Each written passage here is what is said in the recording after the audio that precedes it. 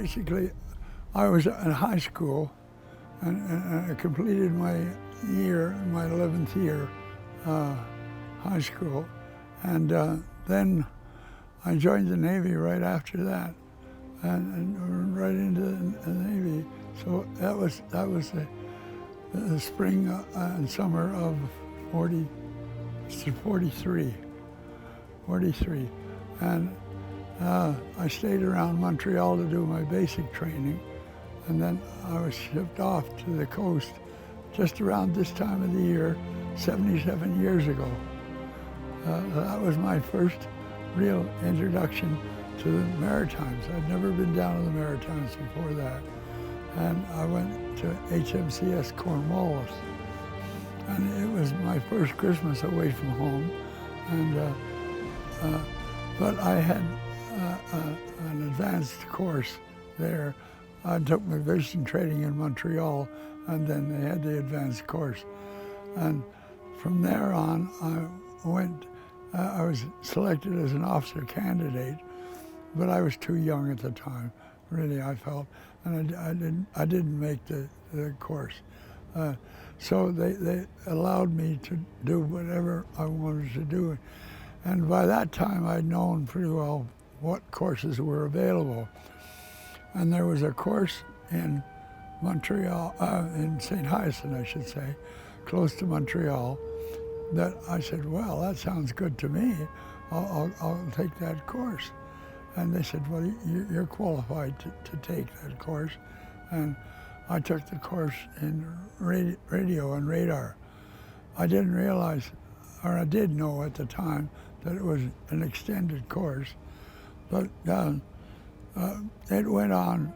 It was very, very, very deep, and they started you from scratch and brought you right up to the latest radar equipment. And then that included all the wireless equipment they had on board and all that type of thing. So I took that course and was able to get home quite frequently from there. And then I have a picture of the graduating class.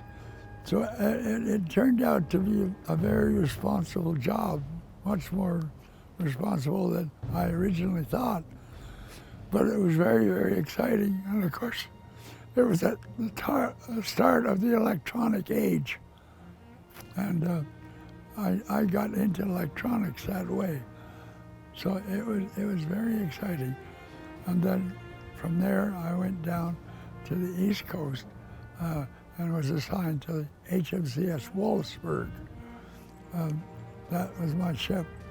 And it was kind of interesting that they actually had a Canadian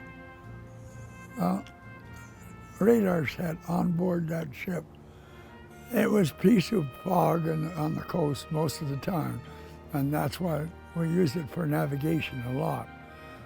But that set was good for 2,000 yards, I think it was, plus or minus 25 feet.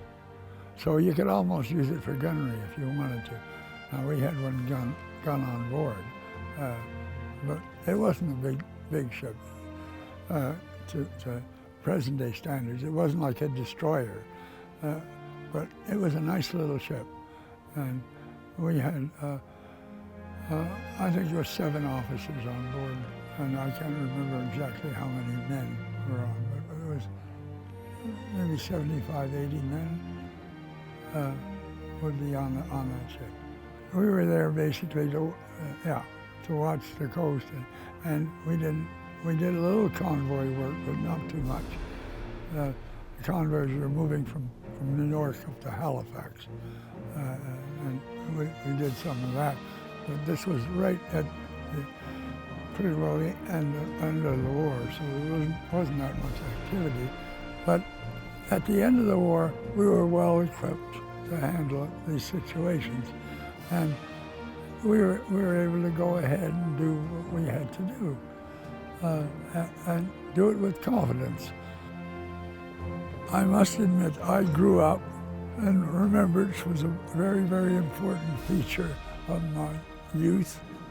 I always went to the cemetery cenotaph, I should say, in Notre Dame de Grâce Park there when I was a youngster, and respected that.